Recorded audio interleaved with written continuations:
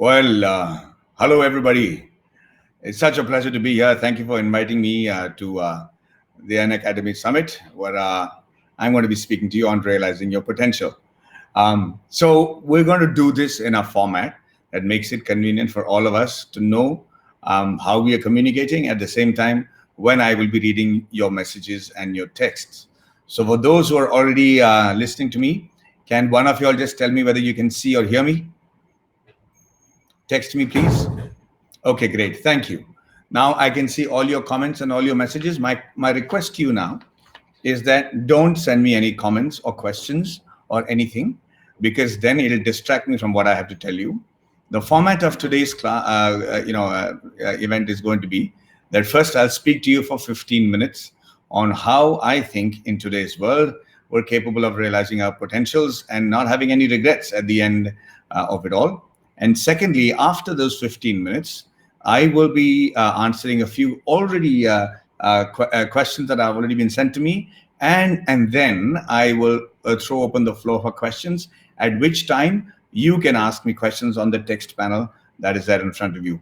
But if you ask me during the speech, I might not be able to reply to you all. And please don't consider me rude or impudent. My idea is to communicate for the first 15 minutes and then answer the questions. Thank you very much. So let's begin. Realizing your potentials. I'm going to make today's speech into three aspects of it. One is how this is an extraordinary way to communicate and learn in today's world. Secondly, how the world is changing and how you can adapt yourself to the world that's ahead of you. And it's going to be a vastly changed world. And the third thing is, how and when do you realize that you're on the right track in realizing your potential? So I'm also a big fan of tangible ideas, of tangible things to do to achieve those goals. So I'm not going to just give you philosophy or wise ideas. I'm going to tell you the exact way, what you have to do to achieve that. And so I'm going to start off with the first bit in today's world, how to communicate. And something like Unacademy is doing a brilliant job of being able to communicate with people across the world, irrespective of which geography you're in, but being able to impart knowledge through a medium like this, fantastic. And it gives you the luxury to be in your own home, in the safety of your own home or your confinement, at the same time be relaxed, and at the same time listen to people and learn from what people have to say from around the world. So congratulations, Unacademy, for doing this. It's a pleasure for me. Thank you, Times of India, in whose association we're doing this. Secondly, let's start. All right, so you know that this COVID era has hit us, and all of us are going to be emotionally scarred one way or the other. Every one of us are different stages of our lives. You guys are students. Most of you are vying to be engineers, and importantly, be successful when you emerge on the other side of this curve. So how will you be able to realize your potential and stay relevant when the new abnormal emerges? Okay. For that, I have an example to tell you. Because in today's world, we're all a product of our conditioning. We're all exactly what our friends, our families, our parents tell us is important for us and how to make ourselves successful. We train in the confinement of those experiences. And then we're trying to make the best use of the knowledge you've learned in college and school. But what? What if that knowledge is not enough? What if that is not adequate? Or most importantly in today's world, what if that is not relevant?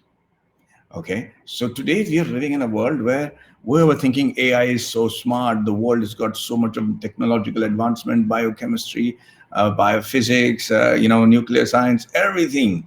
And I'm sure you've heard this many times. We have millions of tons of TNT to blow this world over, many times over, and destroy Earth. But you know what? We're stuck at our homes, frightened out of our wits without knowing what's going to happen in the near future with something as small and microbial as a COVID virus. And the entire weight of that virus that has shook the world and brought us to our knees is not more than a gram. How funny is that? And so I want to tell you about something that you must do, must follow to be relevant and realize your dreams in the vastly changing world. There's a place called Honduras in South America, and they have a large river. It's called the Choluteca River. The Choluteca River was wide, but it is in a place that had the worst of weathers. Hurricanes, tornadoes, floods, and people were finding it very difficult to go across the river because they couldn't build a bridge strong enough to stay there. Eventually, I think in about 1996, they hired a Japanese firm who took it apart as a challenge, and they decided to build this bridge, which was almost 484 meters long, almost half a kilometer long, across a very powerful river. And in 1998, I think they were able to build it, and that river was functional. It was a matter of such great pride for Honduras that it became a tourist attraction, not just for utility, but people crossed the rivers just because they could. There was happiness. It was floated around the world as one of the biggest achievements of Honduras, and people were very happy. But I think in the later part of the year, around October, they got hit by a hurricane, and it was called Hurricane Mitch. And it was a powerful hurricane where they got more than 70 inches of rain in less than 48 or 72 hours. And it was humongously destructive. More than 7,000 people lost their lives. But most importantly, the floods that followed was phenomenal.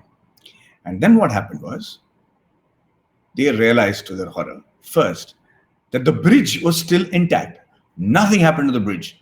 The solid structure, the engineering, everything held up beautifully. The bridge was intact. But the roads leading to the bridge had been completely washed away, completely gone. So you couldn't reach the bridge. And secondly, because there was such a huge flood, the river managed to find different other avenues to flow into. And as a result, it found a way to flow in such a manner that the bridge itself became redundant. Let me show you a picture of that bridge and you will understand what a beautiful sight it is, but how impactful. So on your screens, you're going to see the picture of the river Choluteca and the famous bridge. There you go. Look at it. The bridge stands on land, and the river is flowing beside it. And this whole engineering technology and effort became redundant.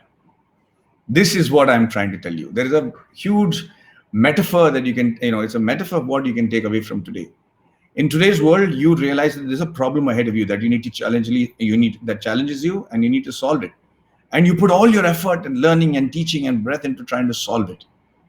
But sometimes you'll realize that by the time you reach the solution, the problem itself has become irrelevant. The fact that you're providing a solution would suddenly become obsolete. And that is why it is very, very, very important for all of you all to understand that the decisions you make in the new era have to be so light, so well researched. The data that you get, you have to analyze that, and the intelligence is to interpret the data, and then be very light on your feet to know that if the problem moves, you're able to follow the problem and try to solve it in a manner that there is a complete solution. No point in just building this bridge, because it will be built, but it will be irrelevant.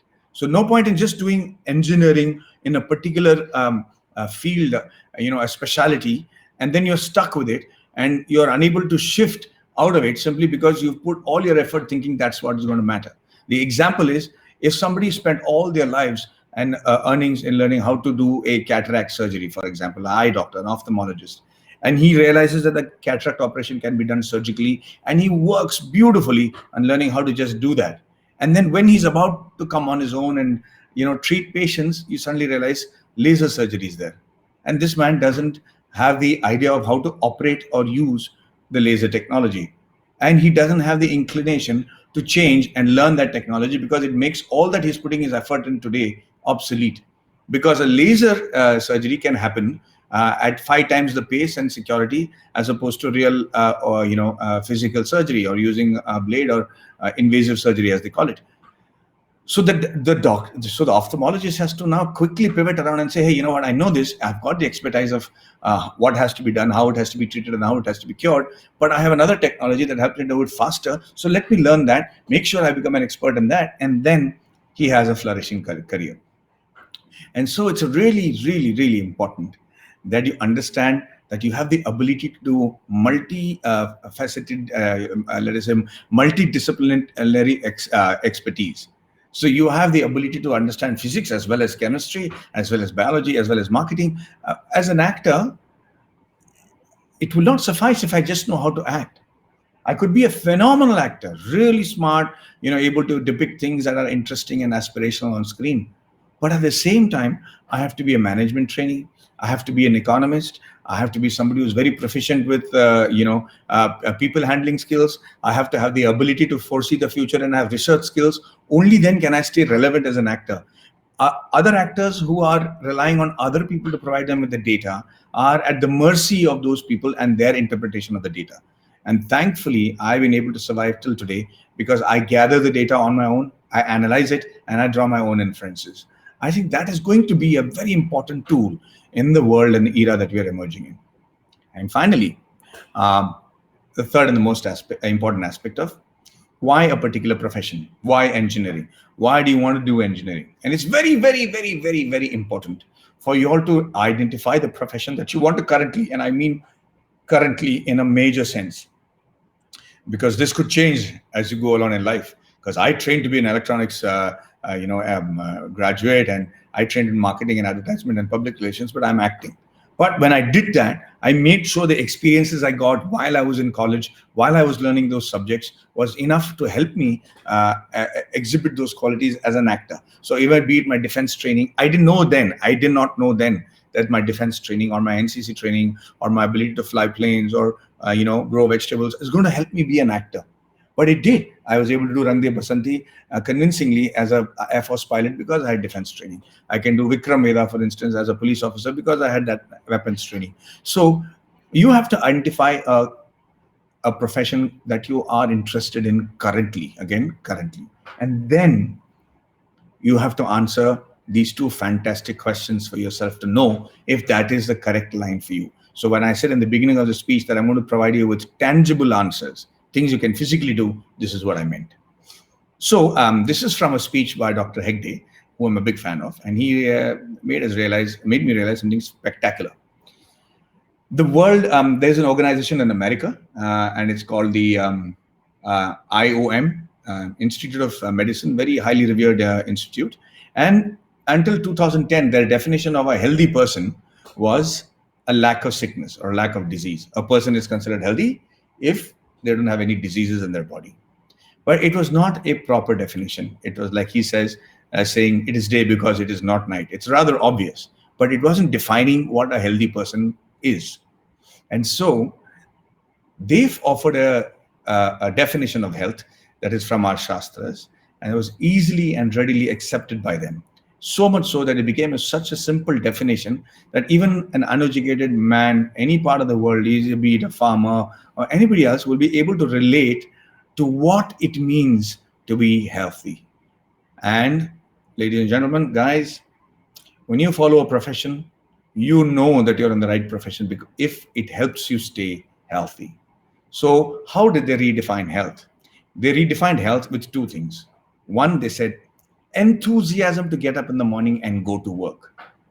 If you have the enthusiasm to get up in the early morning and go and dive into the work you're doing, not just for the sake of money, because that enthusiasm comes with wanting to go ahead and achieving something.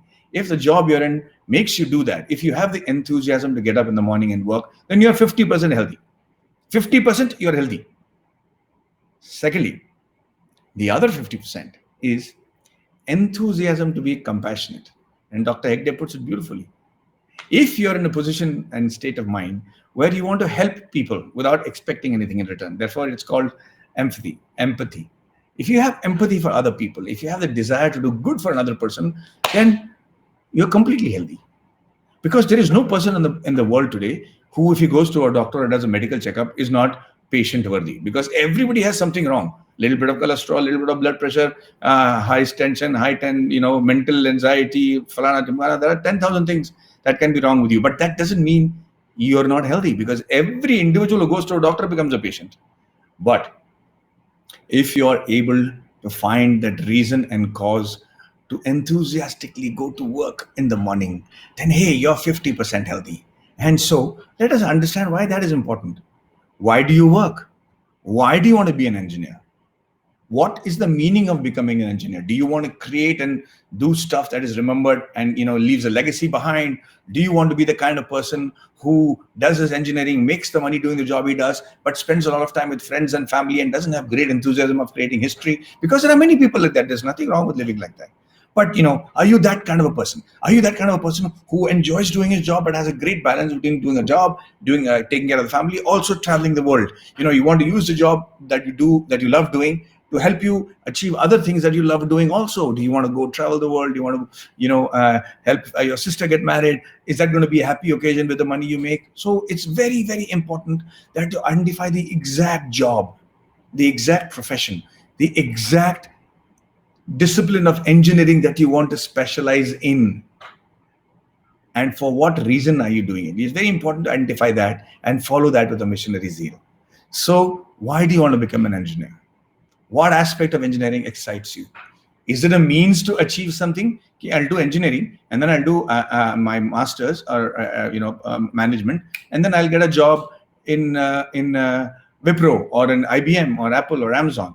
But are you able to define what the job is going to be? Are you specializing in a technical line but hoping for a management profession? Are you specializing in a management line hoping for a creative, hoping that to be a staircase to a creative job where you're allowed to do artistic stuff? Because then you're wasting time. You're wasting time trying to follow the rules that have been set to you about how to get a good job, and you've got 1 foot in the past and 1 foot somewhere meandering in the future. You have to identify, hey, I like arts. I want to do this. So let me get into it from when I am, as soon as it makes sense to me. Your qualifications and degrees may have less relevance by the time you come out on the other side of this curve. What will have relevance, how I hire people or how I join with a group, is to make sure how many of them actually are enthusiastic to come to work on this film. How many of them are not defining exactly what they're supposed to do, doing that perfectly, but not caring about what other people in other departments are doing to enhance the project. If you're selfish about just doing your job perfectly, then you're in the wrong job because you don't care for the overall picture. Are these people that I'm working with involved with all aspects of all departments of my filmmaking and helping one another and then compassionate to one another and helping others achieve their goals? Are they doing that? Because if they're doing that, I don't mind paying the heaven and earth for somebody like that who will spread that positivity on my set. And that brings us to the final topic of what I wanted to say, the importance of positivity. Okay, so if you're in a work or a job or a profession or a daily routine that does not help you want to be compassionate, and an indication of whether you're compassionate or not is the positivity level in your life. And that positivity level comes with what you're doing as a job. If that is not there, then you're in the wrong job. You're going to take out the stress of your profession on your family. You're going to be a grunchy person. You're going to be a negative force in everybody's life. And sometimes that can easily be solved by taking a simple, brave decision of finding that one job that makes you enthusiastically go to work every day. If you're able to find that job, you guys are well on your path. It is not necessary that it will be your lifelong profession. But at this point of time, with your current mindset and the health permitting, you're doing a job that helps you work for 48 hours a day and still not feel tired or exhausted.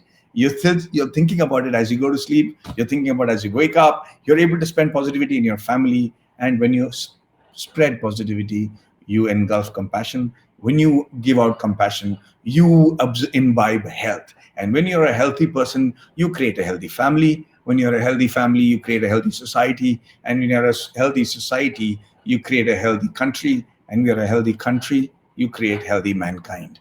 And in tomorrow's world, when all these borders vanish, and they will, mind you, nations and countries and governments and organizations as we know it today, in 15 years, I dare say, will all change. There will be different people ruling the world.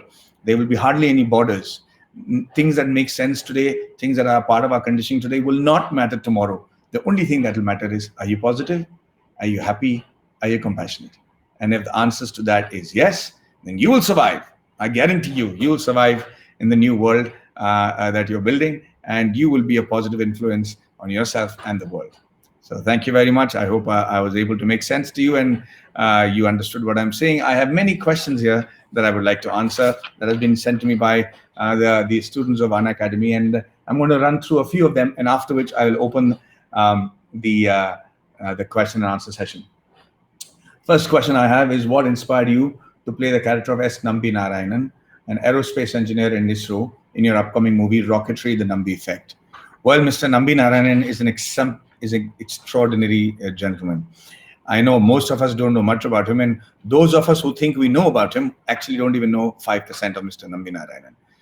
So without giving away the story of my movie, the reason I decided to do this movie was because it first seemed like a good commercial project to do and something that was close to my heart, which is science. And therefore, I wanted to be part of this project. I knew I could pull off this character very easily. And we would all be talking about a case where he was unjustly arrested and tortured and then released and then given the Padma Bhushan. But as I dove and as did my research, and research is my best friend, okay? Let me tell you, I love research. So as I did my research, I realized to my absolute horror that India did not know enough about Dr. Nambi Narayanan, Padma Bhushan Nambi Narayanan, okay? And it became a passion, and then it became almost maniacal for me to understand everything that he did. It was almost horrific that India did not know, because I think it's a national disservice not to know about Mr. Nambi Narayanan. And so when I saw this larger-than-life patriot, his story looming up in front of me, I had to give it everything. And for 4 years, I have just done that. And I hope that I can show this movie to you all as soon as possible to understand the passion that has gone behind telling the story of this wonderful man called Nambi Narayanan. Second question, is India ready for science-based regional movies, considering your 2 upcoming movies of this genre? India has always been ready for anything that is scientific in nature. There are very few films that we can say that have not worked. Stories based on those science fiction films might not work in regional languages, but even in India, movies like Gravity or Inception or Interstellar, which itself was tough for me to understand, made a lot of money theatrically.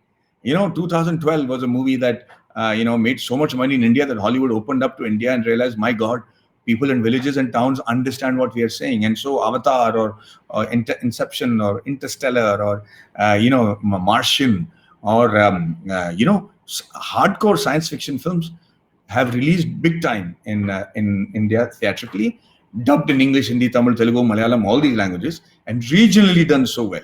So I have absolutely no doubts that we are ready. I think the biggest mistake that filmmakers and industry people do is to assume that you're smarter than the average audience and say, oh, they won't understand. So they try to dumb it down. If you dumb it down, you're going to make the audience dumb you down.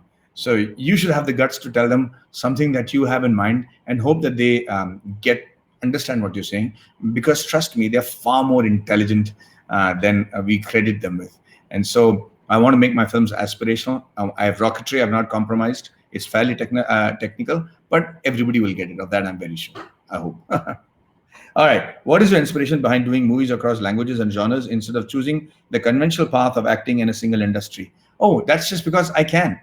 My life, like I said, my conditioning prepared me to speak different languages. Be it Tamil, nalla pesuven, Tamil padikka theriyum, ilakkiyam pannuven, na vandu vasanangalum eludhuven. At the same time, I can speak Hindi, which brings me to the point, यार अगर इस भाषा में भी मैं dialogue लिख सकता हूँ, आसानी से 2 लैंग्वेज के बीच में जा सकता हूँ. अगर मैं हिंदी बोलते बोलते तमिल लेना मार मुड़ियो, तमिल பேசும்போது திடீர்னு ஹிந்தில 2-4 शब्द कह सकता हूँ. இந்த மாதிரி ஒரு பொட்டன்ஷியல் இருக்கும்போது, I think it is just stupidity of me wanting to just stick to one industry. Money or the fame that comes with it are important, but not the be all and end all for me. If I'm going to get the opportunity to do an exciting story in Telugu, then I want to learn the language and say it.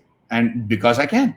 Or if I want to make that Telugu movie into a Malayalam film or a English film or a Tamil film, then I should have the ability to do it. And so therefore, I consider myself blessed that God gave me the opportunity to understand many languages, many cultures, travel around the world twice over by the time I was 21. That's somebody else's money. But I think it was all meant to help me do the kind of stuff that I thoroughly enjoy doing at this age of my life. And for that, I'm eternally grateful. Okay, how far are you willing to go to achieve success in all your endeavors? I'm willing to go as far as it takes without having to hurt anybody emotionally or economically or financially. So for me, my road always ends with feeling positive, with feeling good about myself and making people around me feel good about themselves. So I will do what it takes to reach that aspect of it, but I will not cross the line that will make anybody else feel horrible about associating with me. Okay. Which learning methods do you apply in your life? One of the things that I enjoy doing is audiovisual. So I'm not one of a book person. My knowledge is not based on things that I read as much because I retain less when I read. But if there's a picture or a video or a audiovisual about it, I drink it up and I'm remembering it. I'm able to remember it and I'm able to reproduce it at the time that I need it most in my life. And so that is the learning process that I've imbibed, and it has served me very, very well. All right.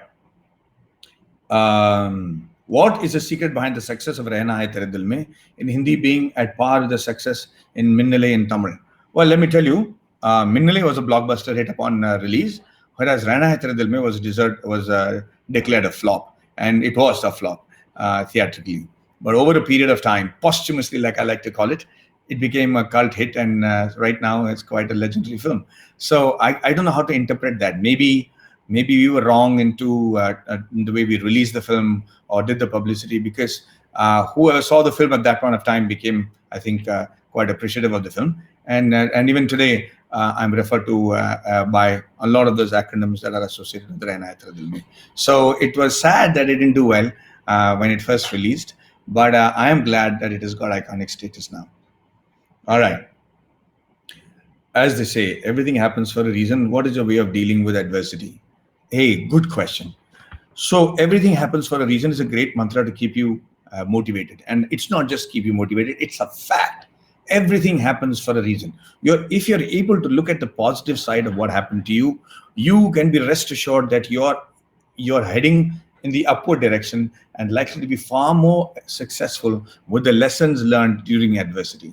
I've had that many times. If I had given up on Hindi films because Rehna Hai Tere Dil Mein flopped, as an example, or if I had given up on wanting to produce a film because producing Sala Khadoos was a big traumatic experience in my life because it never took off because people didn't believe in my conviction, then I would have then, for my next achievement, not bothered to give as much effort as I did to go to the limit of failure, even for Rehna Hai Tere Dil Mein or for Sala Khadoos or Idris Utri.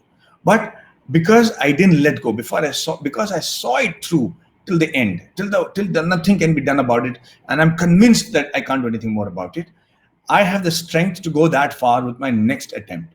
And therefore, what you learn from adversity is that it is temporary, that it is meant for a particular reason. Maybe it's like Abraham Lincoln said, and I've said more in my speech before, if my job is to cut down a tree in 6 hours, I will spend the first 4 hours sharpening the axe. And adversities are a way of sharpening that axe. And therefore, I have never feared adversities. I have looked them in the face. I've angrily yelled at them. I've used profanities, and then I've accepted the repercussions of their adversities with open arms, and I've become stronger because of that. For sure. I will vouch by that. Okay. How was your journey of working in Iridisutra Sala Khadoos? At 45, I realized that I could do what I want with my body, and I can be in the most physically fit state of my life just because I applied my mind to it. I used to work out only for 45 minutes in a day, but it took me 7 months to do it the right way. And so I got into a physical fitness state that was the best in my life. Knowing that you have the power in your mind and on your body to do that is a wonderful lesson that I learned during Sala Khadoos and Eriti Sutri.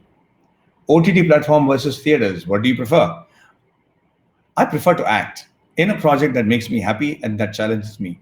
And the smartness of an actor is to decide which subject is appropriate for either the theaters or the OTT. So once you've identified that this subject is best for OTT, this is what you're doing, amount of commitment and the enthusiasm is the same. Okay. With widespread access to internet and movies having their official releases on OTT platforms, people are consuming content across different genres. How do you think this will help the kind of movies, web series that will be made in the coming years? Okay, good question. So, like I said, same story as a Solitika Bridge. I don't want to imagine that I'll be working suddenly if the theaters don't open up in the near future, and I don't think they're going to open up in the near future or be viable. Simply because we need to find a solution to this COVID era. But that doesn't mean that I don't make myself flexible enough to find work, earn money, and enjoy what I'm doing and enjoy doing what I do the most. So right now, people are consuming content on the OTT, and soon enough, that content also is going to dry up because people are not able to go out and shoot. So now people are trying to find ways and stories to shoot within the confines of the COVID protocol, and at the same time make stories that people would want to watch on the platform. And I've realized in my research that people have stopped watching morbid stuff. They don't want to watch any more murder or acid throwing stories, or people are being raped or injured, or thrillers. Our life has become that thanks to COVID. So people are moving away from that and now thinking of rerunning and watching Friends and watching, Jinebi the Yaro and, happy films, Gatod Gaja and Maya Bazaar. People have started watching old films that make them feel happy. And so there's a distinct shift of people wanting to feel nice and positive with the content they see on OTT. So we've all decided to maybe a sitcom, maybe in a studio where you all gather together and stay for the 1 month and shoot for that one season that year. Maybe those kind of setups that will help us do the kind of tell the kind of stories we want, at the same time not let the COVID era impact us for the OTT. Okay, would you consider taking a masterclass on teaching a course in future about the process of filmmaking? That question I would love to answer depending on how the reaction is for Rocketry, because with Rocketry, I really bit the bullet. I took everything out of my playbook and that I learned, and I exercised that in the making of Rocketry.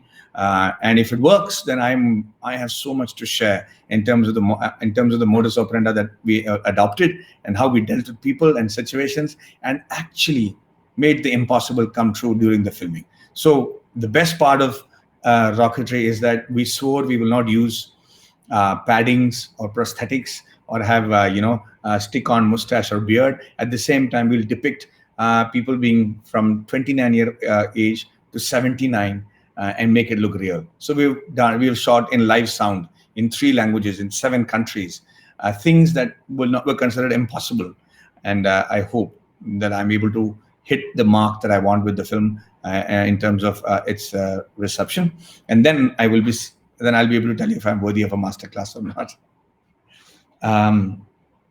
When are you starting a YouTube channel on life, motivation and movies? I haven't become a Baba yet, so when I decide to become one, I will open my YouTube channel. But I think it's a great idea. I'm toying with the idea to see how it is most effectively done. All right. And how was your experience with the British while training with the British defense during NCC days? Exceptional. I mean, hey, so let me tell you something interesting I learned during those times. When we were with the British Army, Navy, and Air Force, I realized a lot of their terminologies is what Indian Army also uses. I used to think it was unique to Indian Army, but from the way the command is given, from the way things are done, from the way Dhaine Dek happens or Salami Shastra happens, it's actually a great residue, or let us say, I think it'll be a residue in terms of how we were trained by the British defenses. And we have a proud defense culture, but a lot of that is based in the same protocol as in the British defenses. They were using a different rifle at that point of time. We were using 7.62s, 303s. They were at that time using another rifle, the 5.56s, I think. I'm not very sure. And, I was very enamored to see how these firearms worked, what their recoil force was, how they're able to withstand dust, wind, rain, and other aspects of traveling with the gun. And, great learning. I mean, I think I had the best time. I'm very privileged to be able to do all this at a very young age in my life.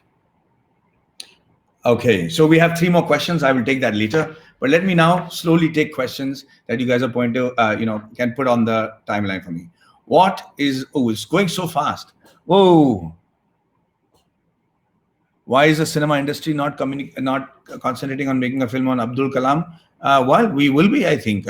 One of these days, they will do the research and make a film on Dr. Kalam, who's another amazing, inspirational and kind man that India is very proud of. I think it'll happen soon. And then, okay, guys, this is going really fast. Okay, so if you can. I took mechanical engineering because you took in RSTDM. My apologies, brother. That should not be the motivation of taking up a subject. I hope you're going to find yourself, contributing to the world around with your ability to understand mechanics and creating a new machine or creating a product that everybody will be benefited by. So that should be the reason, and I hope you do that, man. Okay. What is the motivation to do the thing? Oh. How do I stop this? I'm sorry, but it's actually a blur. I can barely see any one question. How do you stop procrastination? If you're procrastinating, it means you're not motivated enough in the first place to do the job that you're asking to, or you're being asked to do. And it's not just laziness. It's not procrastination is not the laziness of the body. It's a laziness of the mind. And you have to really turn around and say, why am I procrastinating? Why am I delaying this job that I know I'm supposed to do? And you have to find a way to get out of that. Mentally see what is bothering you. Sometimes what is bothering you could have nothing to do with the challenges ahead in front of you. So sometimes I realize that I'm not thinking straight at my job simply because I'm angry at a staff who has not done his job properly in another field completely. Okay, or I'm not able to happily contribute to a classroom because I just realized that my car that I had given to the mechanic to do properly has come back without being done, and that mechanic is trying to fleece me. And my irritation of the fact that that man is considering my intelligence not enough to understand the stupidity that he's doing, getting in the way of my doing another job. So sometimes I just stop something that I'm doing in the middle of it, just go and address that problem that is nagging me. So I'll go out, make the call to the mechanic and say, hey, don't bluff me, do this, and it's done. And if you don't want to do it, leave it. I'll solve it with somebody else. And so when you remove that irritant from your life, you suddenly realize, oh my God, you're so much freer and lighter to concentrate and not indulge in procrastination, because maybe that was not the cause, something else was irritating you. Okay, guys, this is very fast. I want to tell the moderators that I'm trying my best to read the questions, but it's it's a small window and it's just going away really quickly, and I'm not able to read more than one line before it vanishes. For example, what is your memorable experience? Gone. Three Idiots. Electronics. How? Maybe I should just go offline for a bit and tips for self-confidential. Whom do you admire? I admire everybody who's who are very comfortable with who they are.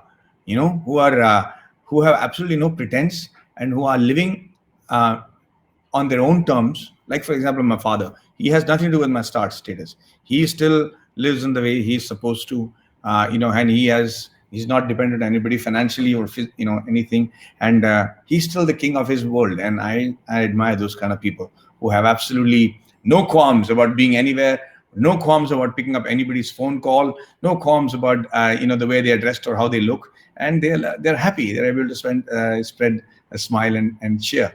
I'm very in awe of these people. Okay.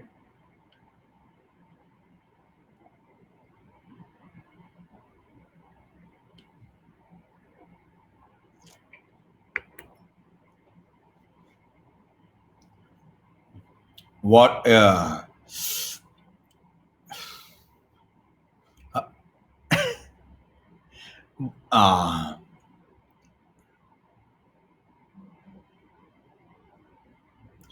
3 Idiots got dialogues from 3 Idiots. Okay. One of the funs that I think is really funny is दोस्त fail हो जाता है तो बहुत खराब लगता है, लेकिन अगर दोस्त फर्स्ट आता है तो उसे कहीं ज्यादा खराब लगता है. And I think that is so true. How interested cinema role model? How are you productive in quarantine? Okay, let me touch that aspect of it's we're living in a world where nobody really knows what is happening.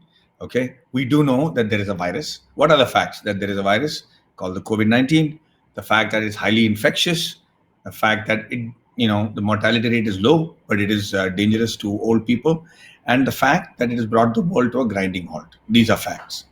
How much of it is changing over the last 6 months? Nobody knows. How long will this last? Anybody's guess. We're going to be positive and say that soon we'll have a vaccine or a cure. But in my opinion, till that happens, my suggestion to the whole world, and to all of y'all, is save money. Keep your liquidity with you. Confine your expenses. Live within your means so that you're able to sustain your rent, your food, and your basic lifestyle, because it is anybody's guess when the world will come back to any form of normalcy, and whether the jobs you hold are going to be relevant in that new world, and what you'd have to do to make yourself relevant and earn money in that world. So please conserve your finances. That's very, very important. Secondly, it's a tough time for everybody involved. Okay, be it the leaders, the politicians, the police, the workforce that is protecting us and keeping us safe, mother, father, dogs, everybody, they're all trying to figure out what they're doing. I mean, the animals are confused. So be compassionate. Understand that when anybody is showing anger or are being venomous or being negative, that it's because of the experiences that they're going through, because of the uncertainty. So if you have the wisdom to not let that affect you and still try to be positive and be calm, you might be able to come out of this much better than other people. Now, again, I'm telling you, even I don't know what is right. This is my personal opinion. So I have seen that it works for me. Eat right, sleep right. And even if it's your parents, even if it's, it started off with everybody saying, oh, good family time, great time to spend time with friends, we're doing Zoom call, but everybody and everything is losing its charm. And you're trying to find something more exciting and interesting to do. You're trying to find more interesting topics to indulge in, more exciting subjects to talk about. And every day it's becoming redundant. So that is the way it's going to be. Realize the pattern, be aware of the pattern. At the same time, make sure that you conserve your energy and your finances to be able to last this for as long as this thing is going to be, and then we outlive it. Not an easy time, but I'm sure a little bit of positivity will help you get through brilliantly. Okay. Love from West Bengal. Thank you. How do you manage mental health? I just told you that. Oof. Can somebody tell me how to okay, here we got a few questions. Maddie, you're such an inspiring person. And so, one thing you want to ask you is, how do you self-improve? I just told you about that. You have to be flexible, you have to be positive, and you have to keep, reinventing yourself to be relevant. And when you're relevant, you are improving. So that's there. What happened when you fail and how you come back strongly? That's a question that I've already answered. Tell us about view questions. Okay.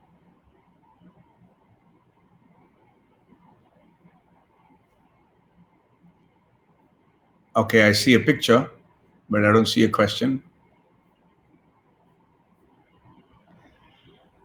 Okay.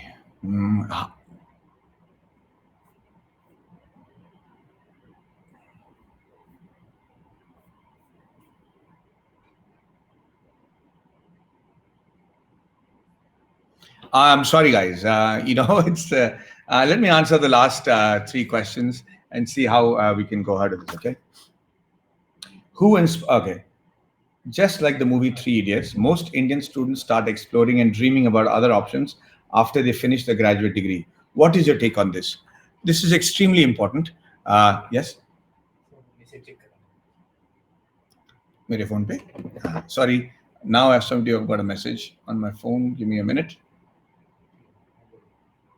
Yes, I've been trying to scroll the sidebar for questions, but they keep coming back to the exact same question in the beginning. So let me show you what I mean by it. Okay, I'm gonna record this so that it becomes easy. So when I'm on the message bar and I'm scrolling up, and I'm trying to read this question, so when I scroll down, it goes back to the same question, Maddie Anna. So again, I scroll down, and before I can read any question, like suppose I'm trying to read this question, again, it's gone back to the same first question on the top. So sorry, guys, that doesn't seem to work for me.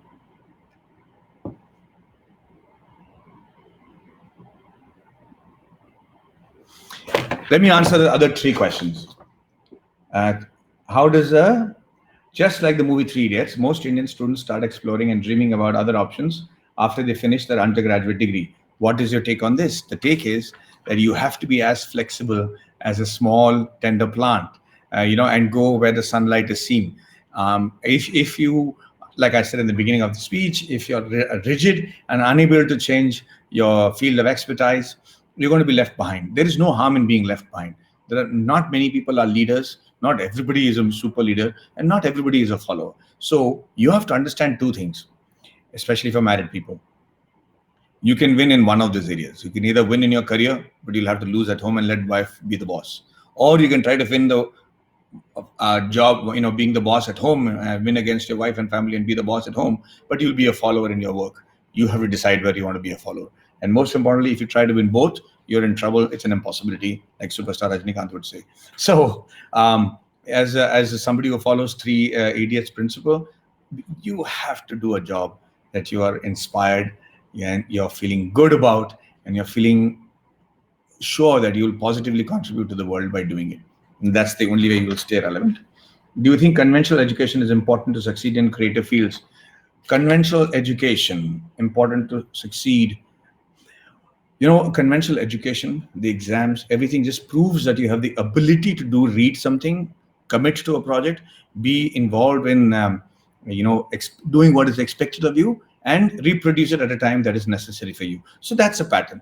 Do something that is expected of you, enjoy doing that, and then be able to reproduce the repercussions and reproduce the essence of it when it is most required from you. That is a pattern of conventional education. But we have now advanced so much in science and technology that we have to soon decide at which age do we want to jettison subjects that are not of relevance to you. So maybe we had the choice of doing that in the 8th or 10th standard, where we could say, hey, we don't want to do history, geography anymore. Let's do physics, chemistry, and mathematics.